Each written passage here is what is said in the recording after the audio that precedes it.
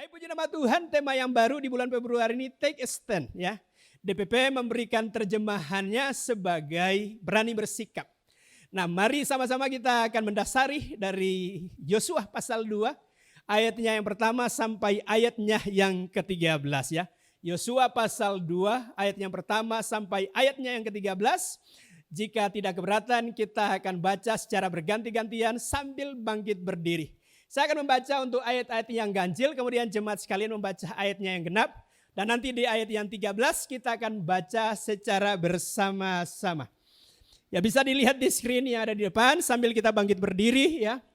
Ayat pertama, Yosua bin Nun dengan diam-diam melepas dari Sitim 2 orang pengintai, katanya, pergilah amatilah negeri itu dan kota Yeriko. Maka pergilah mereka dan sampailah mereka ke rumah seorang perempuan sundal yang bernama Rahab lalu tidur di situ. Silakan ayat 2.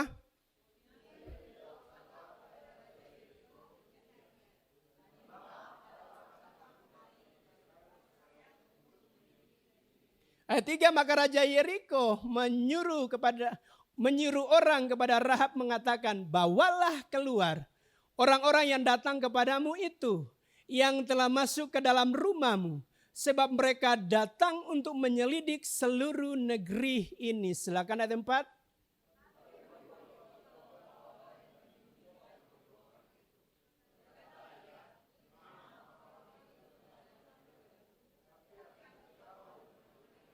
Ayat yang kelima, dan ketika pintu gerbang hendak ditutup menjelang malam, maka keluarlah orang-orang itu. Aku tidak tahu kemana orang-orang itu pergi. Segeralah kejar mereka, tentulah kamu dapat menyusul mereka. Ayat 6.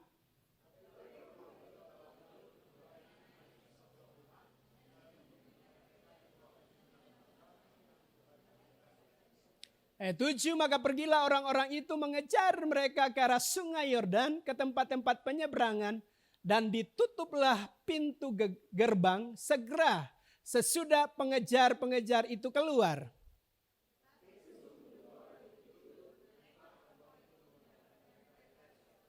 Dan berkata kepada orang-orang itu, aku tahu bahwa Tuhan telah memberikan negeri ini kepada kamu dan bahwa kengerian terhadap kamu telah menghinggapi kami.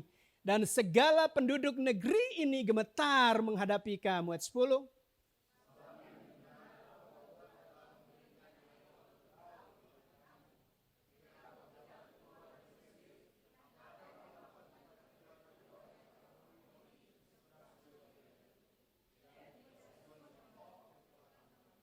Ayat yang ke-11, ketika kami mendengar itu, tawarlah hati kami dan jatuhlah semangat setiap orang menghadapi kamu. Sebab Tuhan Allahmu ialah Allah di langit di atas dan di bumi di bawah.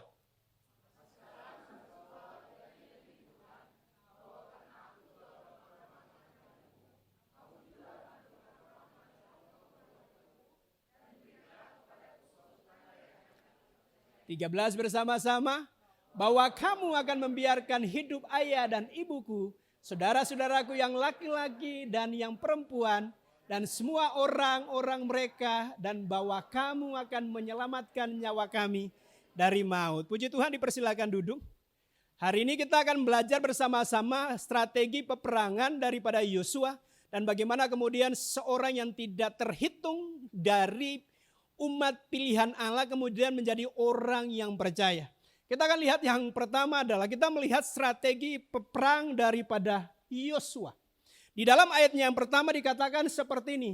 Yosua bin Nun dengan diam-diam melepas dari Sitim 2 orang pengintai, katanya, pergilah amatilah negeri itu dan kota Yeriko.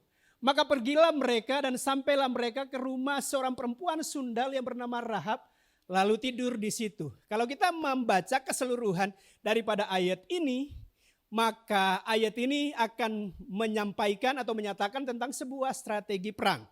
Tapi pengertiannya mungkin bisa akan berbeda ya. Sudut pandang kita atau mungkin analisis kita akan berbeda kalau kemudian bagian B-nya yang akan kita baca.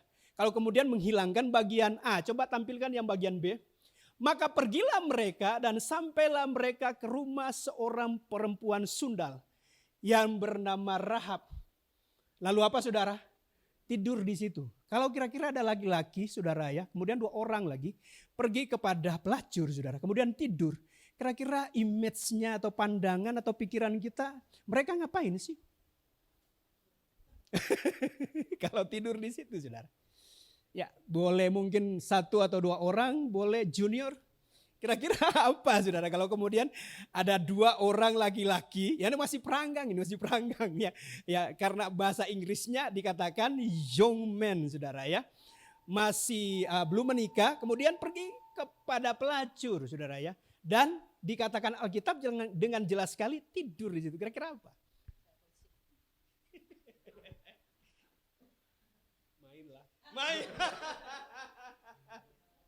Mainlah ya. Kalau kemudian kita membaca bagian atau ada pandangan yang lain. No comment. Ya, karena ada istri dan anak-anak di sini mungkin ya. Ya dia memang laki-laki luar biasa ya, setia. Kalau kemudian kita membaca bagian B-nya, mungkin sepakat dengan junior dengan saya. Pasti pikirannya akan negatif saudara ya. Pasti mau main ini laki-laki ini. Tapi kita melihat saudara bahwa kalau membaca keseluruhan daripada ayat 1. Ini sebetulnya strategi perang daripada Yosua. Karena jelas dikatakan Yosua melepas 2 orang mata-mata. 2 orang pengintai. Yang tujuannya melakukan suatu spionase. Untuk mengetahui bagaimana kondisi keadaan daripada kota Yeriko. Kita tahu bahwa Yosua ini salah satu dari 12 pengintai yang diutus oleh Musa. Tapi mereka mengintai selama 40 hari dari Dan sampai Berseba. Dari keseluruhan tanah itu, mulai dari utara di kota Dan sampai dengan Berseba yang ada di selatan. Untuk melihat apa? Untuk melihat potensi daripada kondisi keadaan ekonomi dan juga pertaniannya. Karena mereka melaporkan bahwa tanah itu betul-betul berlimpah susu dan madu. Sambil membawa hasilnya saudara. Kemudian mereka melihat sistem pertahanannya. Tapi khusus kepada 2 orang ini, Yosua memberikan perintah dengan jelas hanya kota Yeriko. Kita tahu bahwa Yosua itu adalah ahli perang saudara. Kenapa demikian? Karena kemunculannya di dalam Keluaran pasal 17 saja sudah di medan peperangan saudara. Di pasal 17 dari Keluaran ayatnya yang ke-10 dikatakan lalu Yosua melakukan seperti yang dikatakan Musa kepadanya dan berperang melawan orang Amalek. Tetapi Musa, Harun dan Hur telah naik ke puncak bukit.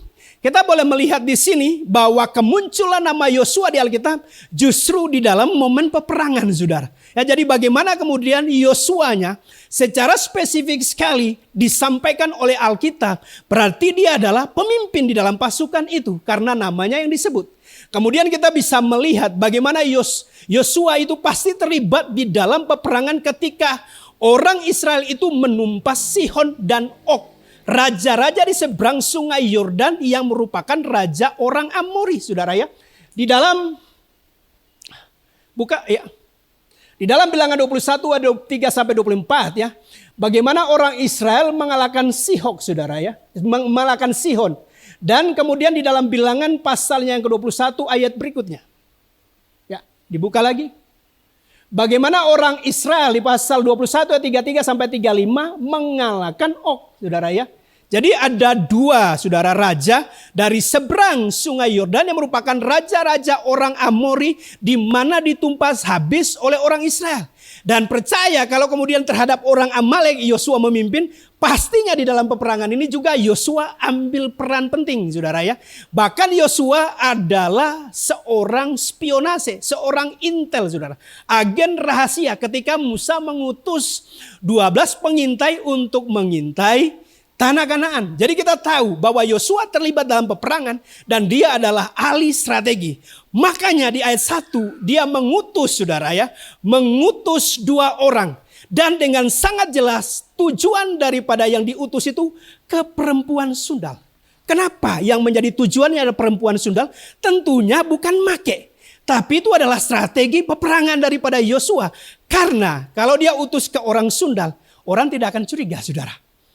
Ya, pasti tujuannya bukan menyelidik saudara. Pasti. Tujuan apa? Untuk make saudara.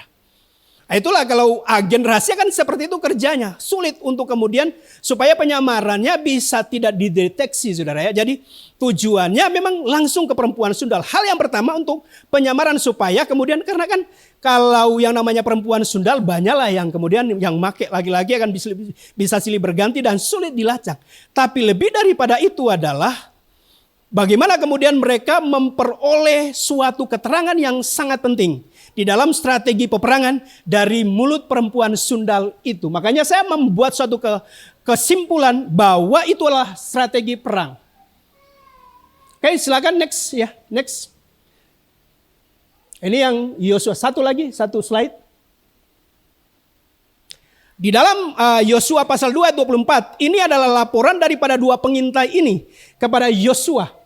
Kata mereka kepada Yosua, Tuhan telah menyerahkan seluruh negeri ini ke dalam tangan kita. Bahkan seluruh penduduk negeri itu gemetar menghadapi kita. Itu merupakan laporan. Dari mana? Kesimpulan daripada dua pengintai itu dari mulut Rahab sendiri. Karena Rahabnya ngomong di dalam Yosua pasal 2 ayat yang ke-9 seperti ini. Dan berkata kepada orang-orang itu. Orang-orang itu adalah pengintai. Aku tahu bahwa Tuhan telah memberikan negeri ini kepada kamu. Dan bahwa kengerian terhadap kamu telah menghinggapi kami. Dan segala penduduk negeri ini gemetar menghadapi kamu. Perempuan ini tahu kondisi mengenai kota Yeriko. Tentunya ya mungkin dia punya pergaulan. Karena kalau kita nanti akan bahas selanjutnya. Bahkan tentang perjalanan orang Israel dari Mesir. Saudara, ketika mereka keluar, perempuan ini juga tahu. Jadi dia punya pengetahuan dan bisa kemudian membuat sebuah kesimpulan dari apa yang terjadi di sekelilingnya.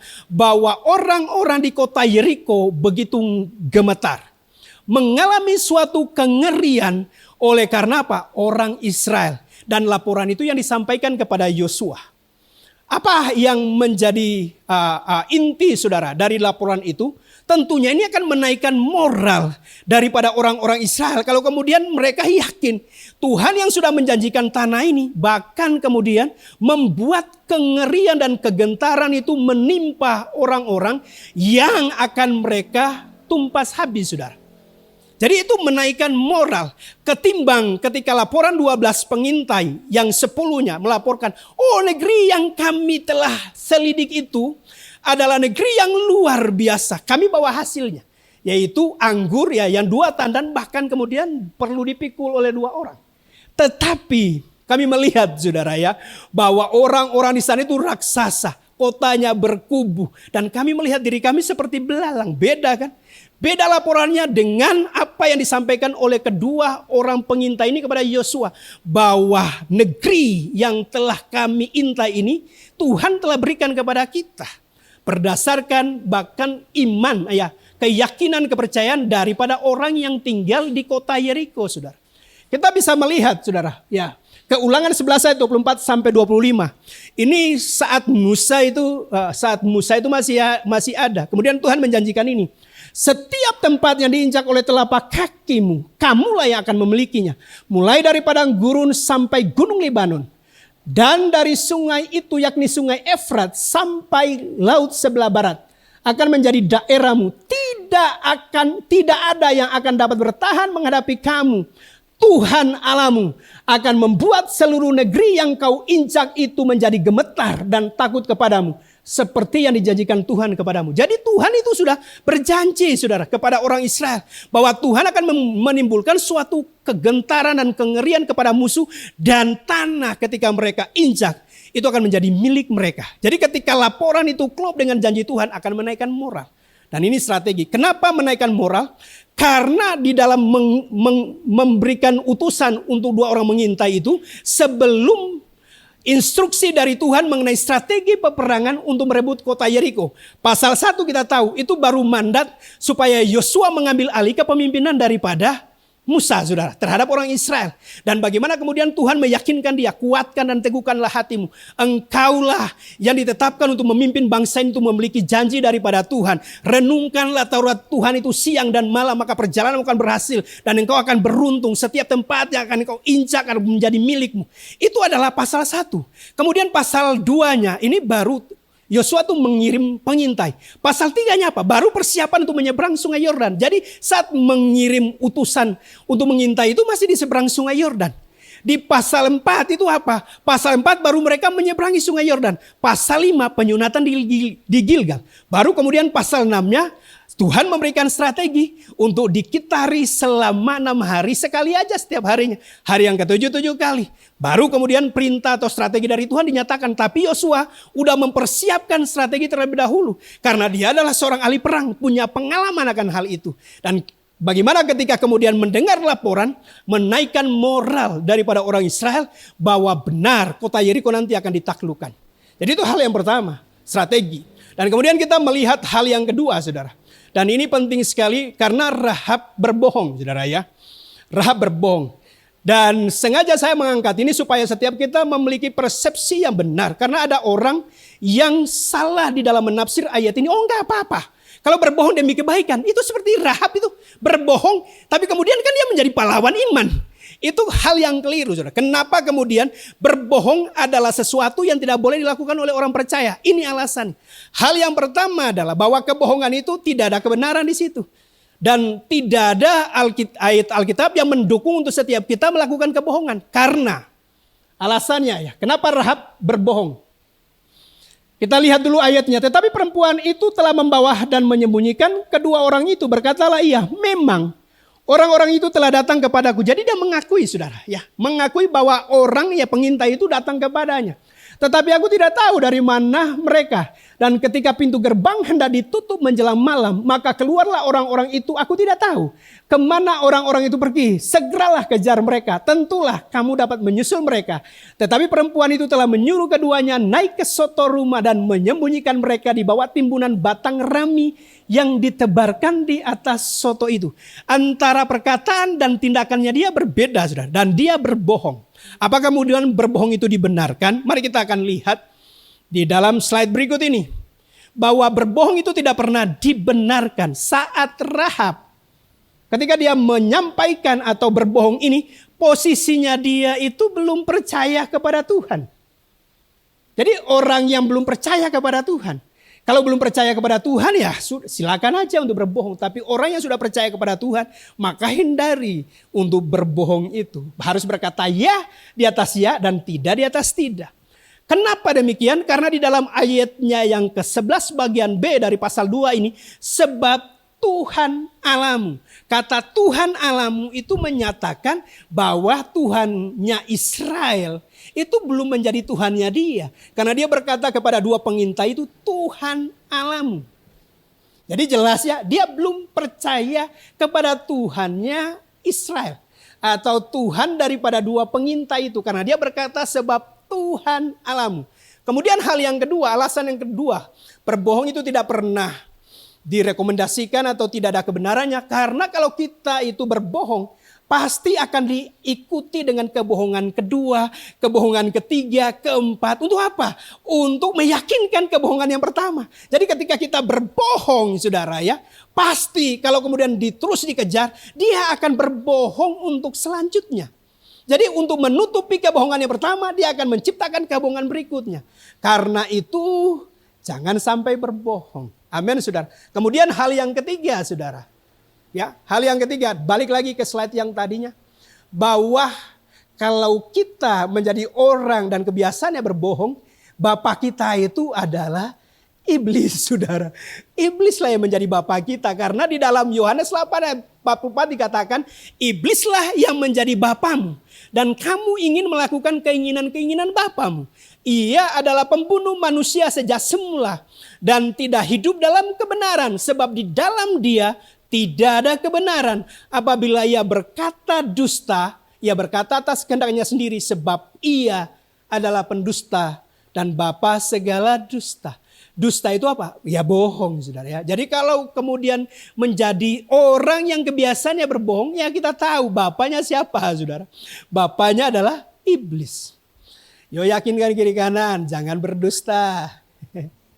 Katakan ya di atas ya, tidak di atas tidak. Amin, saudara ya. Tidak ada alasan, saudara ya, untuk kemudian mendasari mau berbohong untuk hal yang baik. Nah, bagaimana kalau kemudian Rahab itu menjadi pertanyaan kan, kalau Rahab itu berterus terang saudara. Kalau Rahabnya, oh iya ada ini sama-sama ini datang nih. Kira-kira ya skenario pasti berubah. Tapi saya percaya. Kalaupun Rahabnya mengatakan yang sebenarnya, pasti akan ada pertolongan dari Tuhan dari pihak yang lain. Percaya akan hal itu saudara. Amin saudara. Pasti sekalipun mungkin ayat di kitab Yosua ini akan berubah. Tapi pasti akan ada yang akan dipakai Tuhan untuk kemudian menyelamatkan kedua pengintai ini. Itu hal yang kedua saudara ya. Jadi yang pertama strategi perang.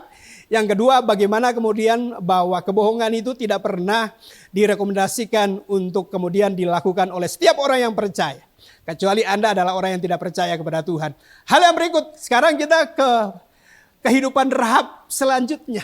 Rahab ini tahu tentang Tuhan dan tentang rencananya dia saudara ya. Bagaimana kemudian kita mengetahui bahwa Rahab itu tahu. Di dalam ayat Yosua pasal 2 ayat 9 sampai 10 dikatakan seperti ini. Dan berkata kepada orang-orang itu, aku tahu bahwa Tuhan telah memberikan negeri ini kepada kamu. Dan bahwa kengerian terhadap kamu telah menghinggapi kami. Dan segala penduduk negeri ini gemetar menghadapi kamu. Sebab kami mendengar. Jadi yang pertama dia mengetahui. Kemudian yang kedua itu sifatnya jamak saudara ya. Kami mendengar. Berarti dia dan orang-orang yang tinggal di kota Yeriko mendengar. Bahwa Tuhan telah mengeringkan air laut Teberau di depan kamu. Ketika kamu berjalan keluar dari Mesir dan apa yang kamu lakukan kepada kedua raja orang Amori yang di seberang sungai Yordan itu, yakni kepada Sihon dan Og yang telah kamu tumpas. Jadi Tuhan itu kan dimasyurkan oleh segala bangsa. Permuliakanlah Tuhan, ceritakanlah perbuatan-perbuatannya di antara segala bangsa.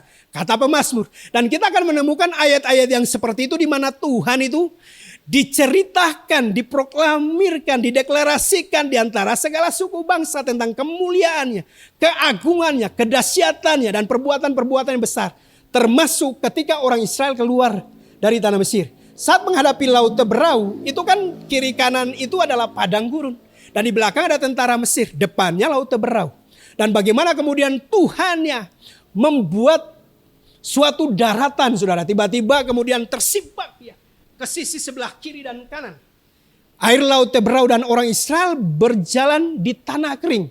Dan ketika mereka semuanya nyampe di seberang. Kemudian pada saat tentara daripada Firaun dan keretanya masuk mau mengejar. Itu udah langsung ditenggelamkan. Hidup-hidup dan kemudian semuanya mati tenggelam di laut Teberau. Itu suatu hal yang luar biasa menimbulkan kegentaran dan kengerian. Karena Tuhannya Israel adalah Tuhan yang di atas langit saudara. Dan Tuhan yang di bawah bumi yang berkuasa. Dibanding dengan Tuhannya orang Kanaan, orang-orang Amalek, orang-orang dari Amori. Bukankah segala bangsa di sekelilingnya memiliki Tuhan? Tapi Tuhannya Israel kan lebih dahsyat. Ya orang-orang di sekeliling dari bangsa-bangsa itu kan punya dewa Kamos, Milkon, Asitoret saudara ya. Dan bagaimana kemudian Tuhannya Israel, Elohim Yahweh, mendemonstrasikan akan kemuliaan dan kuasanya, keperkasaannya di antara bangsa-bangsa menimbulkan kegentaran. Dan Rahab tahu saudara, bersama dengan orang-orang sekeliling. Yang mungkin dari cerita-cerita orang yang kemudian sampai ke telinga mereka membuat kegentaran. Rahab tahu. Jadi dia belajar sejarah saudara. Dia belajar sejarah. Apakah kemudian Rahab sekedar tahu? Kita lihat perjalanan Rahab selanjutnya. Dan Rahab ini dibenarkan. Di dalam Yakobus pasal 2:25. Dan bukankah demikian juga Rahab pelacur itu. Nah ini lebih sadis ini Yakobus menulis saudara ya. Jadi dikasih keterangan pelacur itu dibenarkan karena perbuatan-perbuatannya ketika ia menyembunyikan orang-orang yang disuruh itu di dalam rumahnya lalu menolong mereka lolos melalui jalan yang lain. Jadi kita melihat di sini Yakobus mengambil contoh Rahab sebagai orang yang dibenarkan oleh karena perbuatan. kita itu dibenarkan oleh iman dan perbuatan. Amin, saudara. Jadi bukan hanya iman. Nanti di Ibrani, Rahab ini dibenarkan dari sisi iman. Tapi Yakobus ini dengan sangat kuat menyorot tentang perbuatan. Jadi yang namanya iman harus ditunjukkan dengan perbuatan. Kalau kemudian hanya punya iman tanpa perbuatan, itu adalah sesuatu yang kemudian tidak bisa dijadikan sebagai suatu alasan orang itu kemudian secara 100% percaya kepada Tuhan. Karena iblis juga percaya, tapi dia tidak melakukan perintah Tuhan. Iblis percaya dan gemetar. Tapi apakah kemudian dia mengikuti perintah Tuhan? Enggak. Maka setiap kita sebagai orang yang mengikut Kristus harus menunjukkan bahwa kita itu dibenarkan oleh iman dan perbuatan kita harus bisa selaras. Makanya Yakobus berkata seperti ini, tunjukkan imanmu tanpa perbuatanmu. Maka aku akan menunjukkan imanku dan perbuatan-perbuatanku. Jadi manusia itu bukan hanya dibenarkan oleh iman, tapi dibenarkan juga dari perbuatan. Perbuatan itu harus bisa selaras. Jangan-jangan kalau kita hanya andalkan iman, kita bukan orang yang ketika dari perbuatan kita nggak sejalan dengan Injil Yesus Kristus, bisa saja menjadi tanda tanya akan keyakinan kita, kepercayaan kita kepada Tuhan. Karena tidak ditunjukkan dengan bukti perubahan daripada perbuatan kita. Amin, saudara. Dan Rahab dibenarkan oleh karena perbuatannya. Amin, saudara. Jadi kita melihat Rahab seorang perempuan sundal, pelacur dikatakan oleh Yakobus di dalam beberapa komentari. Saya membaca itu dengan jelas-jelas ditulis WTS, saudara. Kalau di beberapa komentari daripada Rahab ini. Tapi ketika dia berjumpa ya dengan orang utusan daripada Yosua, bagaimana kemudian dia menolong, perbuatannya itu membuat dia dibenarkan, dan bagaimana kemudian dia mengalami keselamatan. Mari kita lihat slide berikutnya, saudara ya. Bahwa kemudian Rahab diselamatkan bersama dengan orang-orang yang berkumpul di dalam rumahnya. Yosua 6:23, lalu masuklah kedua pengintai muda itu dan membawa keluar Rahab dan ayahnya, ibunya, saudara-saudaranya, dan semua orang yang bersama-sama dengan dia. Bahkan seluruh kaumnya dibawa mereka keluar. Lalu mereka menunjukkan kepadanya tempat tinggal di luar perkemahan orang Israel. Jadi Rahab ini mengalami keselamatan. Bukan hanya dia, tapi juga setiap orang yang berkumpul di dalam rumahnya. Karena dia meminta tanda kepada dua pengintai itu supaya ada jaminan. Saat ketika Yosua, saudara ya, saat tembok daripada Yeriko itu runtuh, Yosua secara spesifik memberikan perintah kepada dua pengintai itu untuk menyingkirkan terlebih dahulu Rahab bersama dengan orang-orang yang di dalam rumahnya. Jadi Rahab terhindar dari maut, bahkan kemudian dia mengalami keselamatan. Oleh karena apa? Oleh karena kemudian dia beralih dari dewa-dewa orang Kanaan menjadi percaya kepada Allahnya Israel. Mari kita lihat dampak daripada kehidupan Rahab berikutnya, saudara. Seorang perempuan sundal akhirnya menikah, saudara. Itu luar biasa sekali, saudara. Jadi ketika menikah ada sebuah jaminan, saudara. Di dalam perjalanan kehidupannya di masa depan. Kalau orang udah reputasinya sebagai pelacur, sulit sekali. Bahkan dicap sebagai sampah buat masyarakat. Bahkan kemungkinan ya dia kehidupannya akan seperti itu terus, saudara. Tapi kita melihat setelah saudara ya percaya kepada Tuhan, dia akhirnya menikah. Di dalam Matius 1 ayat 5 dikatakan Salmon memperanakan Boas dari siapa? Dari Rahab. Boas memperanakan Obed dari Rut. Obed memperanakan Isai. Jadi siapa yang menikahi Rahab, saudara? Salmon. Analisis saya ini, saudara, karena tidak ada keterangan di Alkitab. Saya coba-coba utak-atik sampai kamusnya, kemudian komentrinya saya utak-atik, saudara ya. Siapa sebetulnya nih Salmon ini? Apakah salah satu daripada dua pengintai? Analisis saya kemungkinan dia adalah salah satu dari dua pengintai. Jadi perjumpaan pertama ini sebagai suatu utusan dari Yosua kan ya. Kemudian dia pergi ke perempuan sundal ini, ketemulah, berpapasan lah. Ya kalau profesinya sebagai pelacur, kemungkinan face-nya ya Mantan, lumayan lah saudara. Face-nya. Bisa saja ada sesuatu di pandangan pertama saudara ya. Kemudian setelah itu kan terjadi komunikasi saudara. Terjadi komunikasi. Kemungkinan yang banyak ngobrol, yang ngomong, yang disampaikan oleh Rahab, Salmon ini kemungkinan saudara ya. Sebagai pengintai. Analisis saya saudara. Kemudian setelah itu kan mereka kemudian akhirnya pergi saudara ya. 3 hari menunggu saat para pengintai yang diutus oleh orang Raja Yeriko kan kemudian mencari-cari mereka. 3 hari mereka ada ya di tempat penyeberangan kemudian nyebrang. Saat ketika mereka nyerbu dan kota Yeriko-nya ditaklukkan saudara ya. Kedua orang ini yang diperintah oleh Yosua saudara. Diperintah oleh Yosua sudah amankan terlebih dahulu karena kalian sudah bersumpah. Jadi amankan terlebih dahulu Rahab saudara ya. Jadi yang ditemui oleh 2 pengintai ini pasti Rahab saudara. Dan dibawa keluar dari perkemahan Israel. Analisis saya saudara. Salmon itu adalah salah satu dari pengintai. Nanti kalau kemudian kita udah ketemu di sana. Saya akan cari Salmon. Kamu yang pengintai itu ya. Analisis saya saudara ya. Tapi luar biasa saudara. Bahwa kemudian Rahab itu menikah. Berkeluarga. Menjadi perempuan yang baik-baik saudara. Kalau orang reputasi sebagai pelacur belum tentu orang suka saudara. Tapi Salmon kalau kemudian benar analisis saya. Dia mendapatkan percaka saudara. Luar biasa. Apakah berhenti di situ? Kita melihat keturunannya menjadi orang yang kaya raya di wilayah Bethlehem. Karena namanya Boas. Seperti di atas saudara ya. Jadi Salmon memperanakan Boas dari Rahab. Dalam Rut 2 ayat 1 ya. Rut 2 ayat 1. Naomi itu mempunyai seorang sanak dari pihak suaminya. Ya, Elimelek ya, Elimelek. Seorang yang apa saudara? Kaya raya. Bukan hanya kaya, kaya raya. Itu menunjukkan apa? Suatu kekayaan yang melimpah saudara. Ya, jadi boleh dikata dia konglomerat di wilayah Bethlehem saudara ya. Dari kaum Elimelek namanya Boas saudara ya. Jadi kaya raya. Makanya ketika Rut itu datang bersama Naomi. Dia bekerja pada orang yang kaya raya itu. Dan kemudian ya kita tahu ceritanya lah. Boas akhirnya menikahi Rut. Jadi udah diselamatkan. Kemudian yang kedua berkeluarga. Menikah. Punya rumah tangga. Ketiga adalah anaknya menjadi orang yang kaya raya. Berhenti di situ? Enggak saudara. Mari kita lihat berikutnya adalah. Bahwa keturunan Rahab ini akhirnya menjadi raja sampai kepada Kristus yang adalah raja di atas segala raja.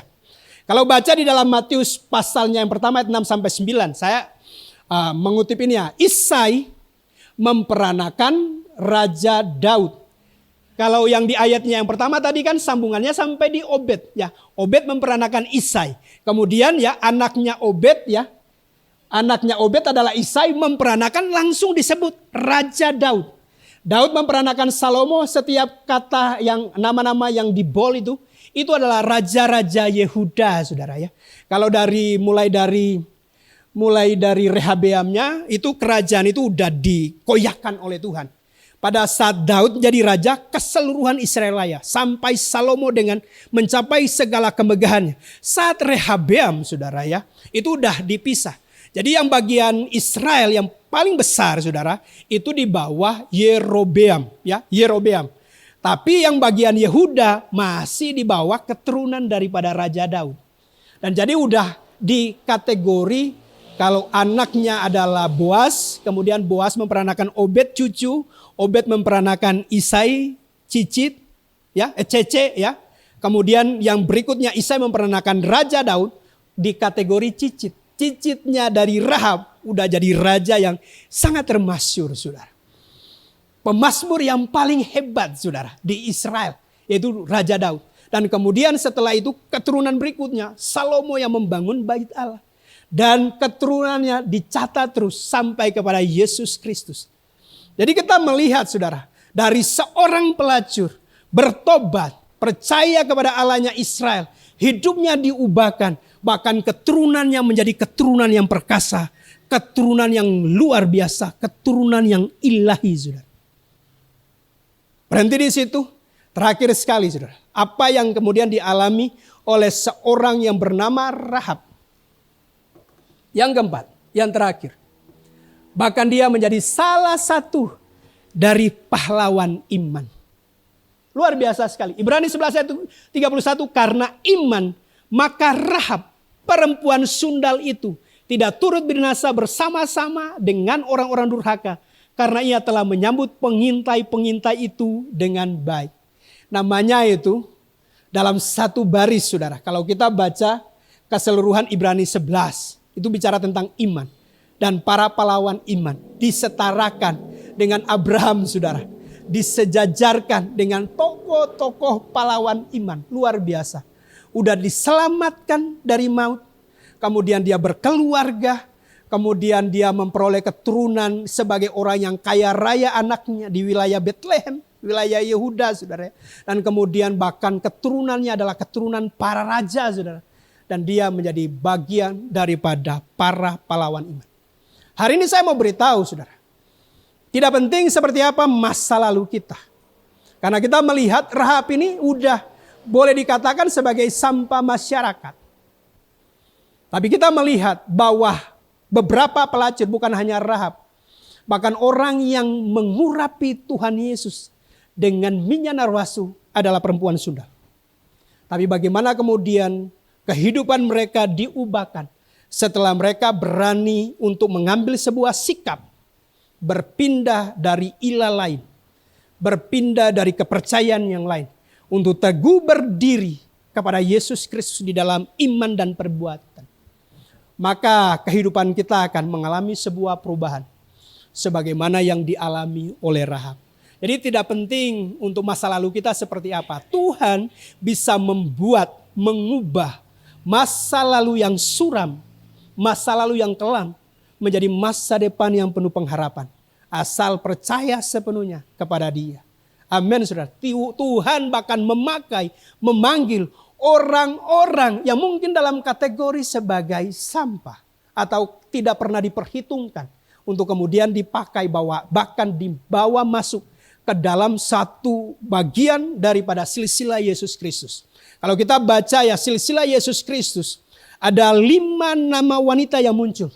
Dan 4 dari 5 itu memiliki background yang hancur-hancuran. Ada Tamar, ada Batseba, ada Rut, ada Rahab. Bahkan untuk Rut, dia perempuan Moab. Bahkan untuk orang-orang Moab tidak diizinkan ada di seputaran bait Allah. Tapi tersubstitusi, saudara. Di dalam apa? Di dalam bagian keturunan Yesus Kristus. Hanya yang punya catatan bagus siapa di situ? Maria. Tapi ketika Rutnya ngomong, Allahmu, Allahku, bangsamu, bangsaku. Itu mengubah kemudian destinasi hidupnya. Hari ini, saudara. Siapapun yang mungkin kita memiliki kehidupan, ya. Saya tidak menunjuk satu demi satu. Tapi kita boleh melihat bagaimana kehidupan daripada Rahab berubah secara luar biasa saat dia menetapkan berpindah dari kegelapan kepada terangnya yang ajaib. Berpindah dari kehidupan lamanya kepada kehidupan yang baru di dalam Yesus Kristus. Kalau kita ciptaan yang baru, kita hidup di dalam Kristus, masa depan kita akan dijamin oleh Tuhan, saudara. Kita akan menjadi bagian daripada para pahlawan iman, saudara. Amin, saudara. Kitab Ibrani ini bisa dilanjutkan. Karena iman, maka Eren, saudara ya. Seperti itu, karena iman, maka Ruth, maka Henrik, ya, maka Olivia. Amin, saudara. Dan kita bisa menyebut nama kita satu demi satu karena iman. Jadi kita bisa menjadi bagian daripada orang-orang yang luar biasa karena iman dan perbuatan kita. Saya berdoa demi anugerah Tuhan setiap kita teguh berdiri, kokoh berdiri di dalam panggilan yang telah diberikan oleh Tuhan kepada kita semua. Sambil kita berdoa, saya tahu saudara ya, daerah Tondano dan sekitarnya, mungkin banyak sekali orang-orang yang mengalami kehidupannya seperti Rahab. Kita perlu untuk doakan, kita perlu untuk bawa kehidupan mereka seperti 2 pengintai. Mari kita kemudian impartasikan iman kita dan perbuatan kita kepada Yesus Kristus. Supaya mereka boleh melihat perbuatan Tuhan yang luar biasa untuk mengubah wajah daripada kota kita. Amin, saudara. Mari kita tunduk kepala dan persiapkan kehidupan kita untuk masuk dalam perjamuan kudus.